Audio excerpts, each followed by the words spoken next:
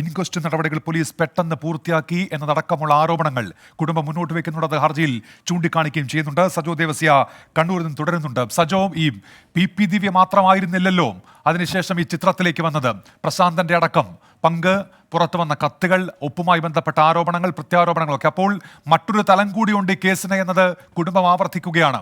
അതുകൊണ്ട് കൂടിയാണല്ലോ ഈ CBI അന്വേഷണം വേണമെന്ന് പറയുന്നത്. ഈ പോലീസ് അന്വേഷണത്തിന്റെ കാര്യം പറയുകയാണെങ്കിൽ പി ദിവ്യയ്ക്ക് അപ്പുറത്തേക്ക് പോകാൻ ഇതുവരെ കഴിഞ്ഞിട്ടില്ലല്ലോ ഈ പ്രത്യേക അന്വേഷണ സംഘത്തിനും. സജോ, ഉന്മേഷ്, ഇതിൽ ഏറ്റവും പ്രധാനമായി കാണേണ്ടത് കുടുംബം ഈ ഹർജിയിൽ പറയുന്ന ഇൻക്വസ്റ്റിന്റെ കാര്യം മാത്രമാണ് എടുക്കുകയാണെങ്കിൽ ആ ഘട്ടത്തിൽ പ്രതിപക്ഷ സംഘടനകളുടെ വലിയ പ്രതിഷേധമുണ്ടായിരുന്നു. അതായത് ഇൻക്വസ്റ്റ് സ്വന്തം നിലയ്ക്ക് പോലീസ് തീരുമാനിക്കുന്നു, അതെങ്ങനെയാണ് സാധ്യമാവുക എന്നടക്കമുള്ള ചോദ്യങ്ങൾ അവർ ആ ഘട്ടത്തിൽ തന്നെ ഉന്നയിച്ചിരുന്നു. അതായത് ബന്ധുക്കളുടെ സാന്നിധ്യമില്ലാതെ ഇൻക്വസ്റ്റ് പൂർത്തീകരിക്കുക നിയമവിരുദ്ധമാണ് എന്ന വാദം ഉന്നയിക്കുകയും പ്രതിഷേധമടക്കം ഉണ്ടാവുകയും ചെയ്തിരുന്നു. ആ കാര്യം നേരത്തെ തന്നെ കുടുംബം ചൂണ്ടിക്കാണിച്ചതാണ്. മറ്റൊന്ന്, ഇതിലെ ഏറ്റവും പ്രധാനപ്പെട്ട കാര്യം, നിലവിൽ പോലീസിന്റെ നിഗമനം, പോസ്റ്റ്മോർട്ടം റിപ്പോർട്ടും അതോടൊപ്പം തന്നെ അവരുടെ പ്രാഥമിക കണ്ടെത്തലിന്റെയും അടിസ്ഥാനത്തിൽ ആത്മഹത്യ എന്നതാണ്. ആ ആത്മഹത്യ എന്ന നിഗമനത്തിൽ കേന്ദ്രീകരിച്ചുകൊണ്ടാണ് അന്വേഷണം പുരോഗമിക്കുന്നത്. മറ്റെന്തെങ്കിലും ഒരു സംശയം SIT ഇതുവരെ പ്രകടിപ്പിച്ചിട്ടില്ല. പക്ഷേ കുടുംബം Kannur judicial first class magistrate കോടതിയിൽ കൊടുത്ത ഹർജിയിൽ അവർ വളരെ കൃത്യമായി പറയുന്നുണ്ട്. 14-ാം തീയതി യാത്രയപ്പ് യോഗം നടക്കുന്നു. ആ യാത്രയപ്പ് യോഗത്തിന് തൊട്ടു പിന്നാലെ കലക്ട്രേറ്റിലെ CCTV ദൃശ്യങ്ങൾ പരിശോധിക്കണം. അതിനുശേഷം നവീൻ ബാബു ഔദ്യോഗിക വാഹനത്തിൽ കണ്ണൂർ റെയിൽവേ സ്റ്റേഷന്റെ തൊട്ടടുത്തുള്ള മുനീശ്വരൻ കോവിലിൻ്റെ അവിടെ വാഹനത്തിൽ ഇറങ്ങുന്നുണ്ട്. പിന്നീട് സ്വന്തം ഔദ്യോഗിക വാഹനത്തിലെ ഡ്രൈവറോട് തിരികെ പോകാൻ ആവശ്യപ്പെടുന്നു. അതിനുശേഷം സംഭവിച്ചത് എന്താണ് എന്നത് സംബന്ധിച്ച് അന്വേഷണ സംഘം എന്തെങ്കിലും കണ്ടെത്തൽ നടത്തിയിട്ടുണ്ടോ എന്നതാണ് കുടുംബത്തിന്റെ ചോദ്യം. നേരത്തെ മുതലുള്ള ചോദ്യമാണ്. യഥാർത്ഥത്തിൽ ആ ചോദ്യത്തിന് ഇതുവരെ ഉത്തരം ലഭിച്ചിട്ടില്ല. അന്വേഷണ സംഘം ഒരുപക്ഷെ അവരുടെ കണ്ടെത്തലുകൾ നടത്തിയിട്ടുണ്ടാകും. പക്ഷേ കോടതിയിൽ സമർപ്പിച്ച അന്വേഷണ പുരോഗതി റിപ്പോർട്ടിൽ എവിടെയും അത് സംബന്ധിച്ച് എന്തെങ്കിലും ഒരു പരാമർശമില്ല. മുനീശ്വരൻ കോവിലിന്റെ മുന്നിൽ ഇറങ്ങുന്നു, പിന്നീട് എന്താണ് സംഭവിച്ചത്, ആരാണ് അദ്ദേഹത്തെ വന്ന് കാണുന്നത്, അതിനുശേഷം നടന്ന ആശയവിനിമയം എന്താണ്, അദ്ദേഹം പിന്നീട് നടത്തിയ യാത്രകളുടെ CCTV ദൃശ്യങ്ങൾ സാധ്യമായ സ്ഥലങ്ങളിൽ നിന്ന് ശേഖരിച്ചിട്ടുണ്ടോ, തുടർന്ന് അദ്ദേഹം ക്വാർട്ടേഴ്സിലേക്ക് പോയപ്പോൾ ആരെല്ലാം അദ്ദേഹവുമായി ആശയവിനിമയം ഈ സ്ഥലങ്ങളിൽ നടത്തിയിട്ടുണ്ട്, അവിടങ്ങളിലെല്ലാമുള്ള ദൃശ്യങ്ങൾ ശേഖരിച്ചിട്ടുണ്ടോ, ഫോൺ റെക്കോർഡ്, അതായത് CDR കോൾ റെക്കോർഡുകൾ, കോൾ ഡാറ്റ റെക്കോർഡുകൾ, ഫോൺ കോൾ ഡാറ്റ റെക്കോർഡുകൾ ശേഖരിക്കുന്നതിൽ കൃത്യത വരുത്തിയിട്ടുണ്ടോ എന്നടക്കമുള്ള കാര്യങ്ങളിൽ കുടുംബം നേരത്തെ തന്നെ സംശയം ഉന്നയിച്ചതാണ്. അത് അവരുടെ സംശയമാണ്. ഉറപ്പായും ഒരു വിക്ടിമിൻ്റെ അല്ലെങ്കിൽ ഇരയുടെ കുടുംബം എന്നുള്ള നിലയ്ക്ക് അവർ പരാതിക്കാരാണ്. അപ്പോൾ സ്വാഭാവികമായും അവരുടെ ഭാഗം കൂടിയും അന്വേഷണ സംഘം മുഖവിലക്കെടുക്കേണ്ടതാണ്. ആ കാര്യത്തിൽ എന്തെങ്കിലും സംശയത്തിന് സാധ്യതയുണ്ടോ? കുടുംബം കോടതിയിൽ കൊടുത്ത ഹർജിയിൽ വളരെ കൃത്യമായി പറയുന്നുണ്ട്. കണ്ണൂർ റെയിൽവേ സ്റ്റേഷനിലെ CCTV ദൃശ്യങ്ങൾ, പ്ലാറ്റ്ഫോമിലെ ആ സമയത്തെ ദൃശ്യങ്ങൾ ശേഖരിച്ചിട്ടുണ്ടോ, സൂക്ഷിച്ചിട്ടുണ്ടോ, പരിശോധിച്ചിട്ടുണ്ടോ, ആ സമയത്ത് അദ്ദേഹം അവിടെ പോയിരുന്നു എന്ന് കുടുംബം മുന്നേ ഉന്നയിച്ച സംശയമാണ്. അത് പക്ഷേ പോലീസ് ആ ഘട്ടത്തിൽ തള്ളിക്കളയുകയാണ് ചെയ്തത്. അങ്ങനെ റെയിൽവേ സ്റ്റേഷൻ പരിസരത്തേക്ക് അദ്ദേഹം പോയിട്ടില്ല എന്ന് തള്ളിക്കളയുകയാണ് ചെയ്തത്. പക്ഷേ അതിൻ്റെ തെളിവുകൾ ശേഖരിച്ചിട്ടുണ്ടോ എന്ന ചോദ്യത്തിന് വ്യക്തതയുള്ള മറുപടി അന്വേഷണ പുരോഗതി റിപ്പോർട്ടിൽ ഇല്ല. ഇങ്ങനെയുള്ള കാര്യങ്ങളൊക്കെ അവിടെ നിൽക്കുന്നുണ്ട്. അതായത് സംശയകരമായ കാര്യം, അതായത് ഈ വിഷയത്തിൽ CBI അല്ലെങ്കിൽ കേന്ദ്ര സർക്കാർ CBI അന്വേഷണം എന്ന ആവശ്യത്തോട് സമ്മതം മൂളുകയാണെങ്കിൽ അത് കോടതി അംഗീകരിക്കാനുള്ള എല്ലാ സാധ്യതയും ഇത്തരം സംശയങ്ങളുടെ അടിസ്ഥാനത്തിൽ മാത്രം സാധ്യമാണ്. സംസ്ഥാന സർക്കാർ എന്ത് നടപടി സ്വീകരിക്കും?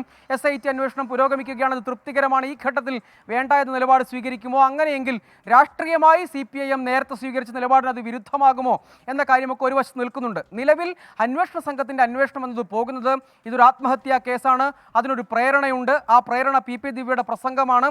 അതുകൊണ്ട് അതിൻ്റെ തെളിവുകൾ, അതിൻ്റെ സാഹചര്യ തെളിവുകൾ, ശാസ്ത്രീയ തെളിവുകൾ എന്നിവ സാധ്യമാക്കുക എന്നതാണ്. മറ്റൊന്ന്, കൈക്കൂലി ആരോപണം വ്യാജമാണെന്ന് തെളിയിക്കുക, ഇത്തരമൊരു സാധ്യതയിൽ മാത്രം കേന്ദ്രീകരിക്കുന്നതാണ്. പക്ഷേ അതിനും അപ്പുറത്ത് മറ്റൊരു തലമുണ്ട്. അതായത് നേരത്തെ പാർട്ടിയുടെ ഏരിയ സമാപന സമ്മേളനം ഉദ്ഘാടനം ചെയ്തുകൊണ്ട് CPIMന്റെ കണ്ണൂർ ജില്ലാ സെക്രട്ടറി സംസാരിച്ചപ്പോൾ പറഞ്ഞത്, സത്യം എന്താണോ അത് പുറത്തു വരട്ടെ. അപ്പോൾ അതിൻ്റെ അർത്ഥം ഈ ആരോപണം, കൈക്കൂലി ആരോപണത്തിൽ വസ്തുതയുണ്ടെങ്കിൽ അതും പുറത്തു വരട്ടെ എന്നാണ്.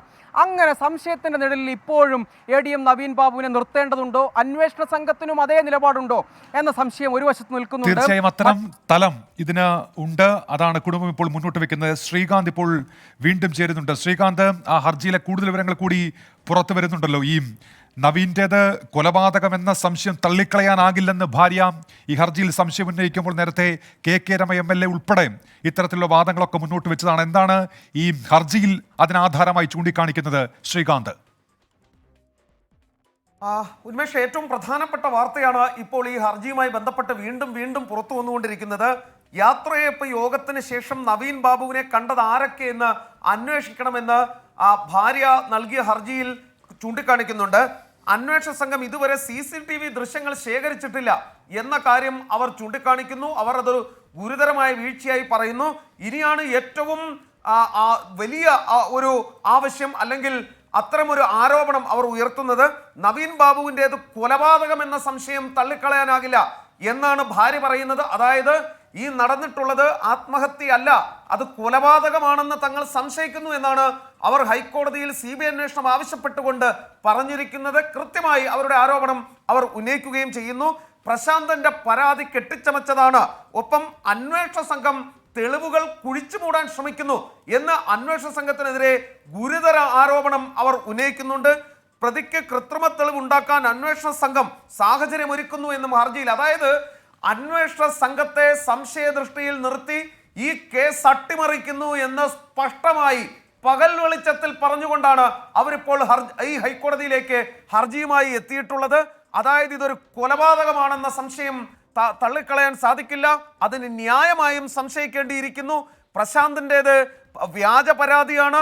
അന്വേഷണ സംഘം തെളിവുകൾ കുഴിച്ചു മൂടാൻ ശ്രമിക്കുന്നു, കൃത്രിമ തെളിവുകൾ ഉണ്ടാക്കാൻ പ്രതിക്ക് അന്വേഷണ സംഘം സാഹചര്യമൊരുക്കുന്നു. അങ്ങനെ ഏറ്റവും ഗൗരവതരമായ ഏറ്റവും ഗുരുതരമായ ആരോപണം പോലീസിനെതിരെ നവീൻ ബാബുവിന്റെ ഭാര്യ ഉന്നയിക്കുന്നു, ആ കുടുംബം ഉന്നയിക്കുന്നു. ഹർജിയായി അത് കോടതിക്ക് മുൻപാകെ എത്തുന്നു. അതായത് ഇതുവരെ പോലീസ് നടത്തിയ മുഴുവൻ അന്വേഷണത്തെയും അവർ സംശയനിഴലിൽ നിർത്തുകയാണ്. പോലീസ് പ്രതിക്ക് വേണ്ടി പണിയെടുക്കുന്നു, ഈ കേസ് അട്ടിമറിക്കാൻ ശ്രമിക്കുന്നു, ഇത് കൊലപാതകമാണെന്ന് വരെ അവർ ആരോപിക്കുകയും ചെയ്യുന്നു. ഇനി ഈ കാര്യത്തിൽ തീരുമാനമെടുക്കേണ്ടത് ഹൈക്കോടതിയാണ്. സംസ്ഥാന സർക്കാരിന്റെ നിലപാട് നിർണായകമാവുകയും ചെയ്യും. ശ്രീകാന്ത്, ഇപ്പോൾ ഈ കുടുംബം കൊലപാതക സംശയം ഉന്നയിക്കുമ്പോൾ സ്വാഭാവികമായും അത്തരമൊരു വാദം കോടതിക്ക് മുൻപിൽ എത്തുമ്പോൾ ഈ പോസ്റ്റ്മോർട്ടം റിപ്പോർട്ട് നിർണായകമാകുമല്ലോ.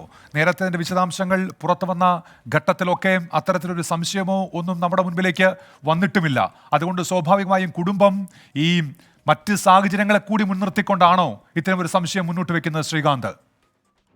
ഇൻക്വസ്റ്റ് അടക്കമുള്ള നടപടികൾ പൂർത്തിയാക്കുമ്പോൾ നേരത്തെ ചൂണ്ടിക്കാണിച്ചതാണ്, അത് നിയമപരമായി കുടുംബാംഗങ്ങൾ ആരെങ്കിലും ഒപ്പം വേണം, അത്തരം ചില കാര്യങ്ങളൊക്കെയുണ്ട്. പക്ഷേ ആ നടപടികളൊക്കെ കുടുംബം എത്തുന്നതിന് മുൻപ് അവർ പൂർത്തിയാക്കിയെന്നാണ് പറയുന്നത്. അങ്ങനെ ഒരു അനിവാര്യതയുണ്ട്, അങ്ങനെ ഒരു നിയമപരമായ നടപടിക്രമമുണ്ട്.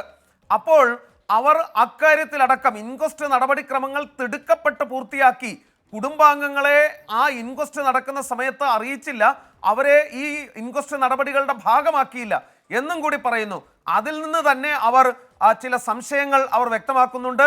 ഈ കേസ് അട്ടിമറിച്ചു എന്നവർ ചൂണ്ടിക്കാണിക്കുന്നത് ഇക്കാര്യം ബോധ്യപ്പെടുത്തിക്കൊണ്ടാണ്. പോസ്റ്റ്മോർട്ടം റിപ്പോർട്ടിലടക്കം ഇൻക്വസ്റ്റ് നടപടികളിലടക്കം അവരവരുടെ സംശയം ഇപ്പോൾ ഉയർത്തുന്നുണ്ട്. അതാണ് അവർ പറഞ്ഞത്, അത് നിയമപരമായി പാലിക്കേണ്ട നടപടിക്രമമുണ്ട്. ഇൻക്വസ്റ്റ് നടപടികൾ ചെയ്യുമ്പോൾ അതിൽ കുടുംബാംഗങ്ങൾ വേണം, ഒപ്പമുണ്ടാകണം. പക്ഷേ തങ്ങളെത്തും മുമ്പ് നടപടി പൂർത്തിയാക്കി എന്നാണ് അവർ പറയുന്നത്. അതായത് പോലീസ് എന്ത് ചെയ്തോ, സർക്കാരിൻ്റെ ഏജൻസികൾ എന്തൊക്കെയാണോ ചെയ്തത്, അതിലെല്ലാം സംശയം അവർ ഉയർത്തുകയാണ്. ഇപ്പോൾ ആ സംശയത്തിൻ്റെ ഏറ്റവും പരകോടിയിലാണ് അവർ ഇത് കൊലപാതകമാണെന്ന സംശയം തനിക്കുണ്ട് എന്നവർ വ്യക്തമാക്കുകയും ചെയ്യുന്നത്. പോലീസ് ആദ്യഘട്ടം മുതൽ ചെയ്ത മുഴുവൻ കാര്യങ്ങളിലും അവർ ഈ സംശയം ഉന്നയിക്കുന്നു. ഒപ്പം തന്നെ പറയുന്നത് കേസിന്റെ തെളിവുകൾ അന്വേഷണ സംഘം കുഴിച്ചു മൂടുന്നു, കൃത്രിമ തെളിവുണ്ടാക്കാൻ പ്രതിക്ക് സഹായം നൽകുന്നു തുടങ്ങിയ ആക്ഷേപങ്ങളും അവർ ഉന്നയിക്കുന്നു. അതായത് പോലീസ് ചെയ്ത കാര്യങ്ങളിൽ വിശ്വാസമില്ല, കേന്ദ്ര ഏജൻസി വരട്ടെ എന്നാണ് ഇപ്പോൾ കുടുംബത്തിന്റെ നിലപാട്. എച്ച് ശ്രീകാന്തും സജോ ദേവസ്യയുമാണ് വിശദാംശങ്ങൾ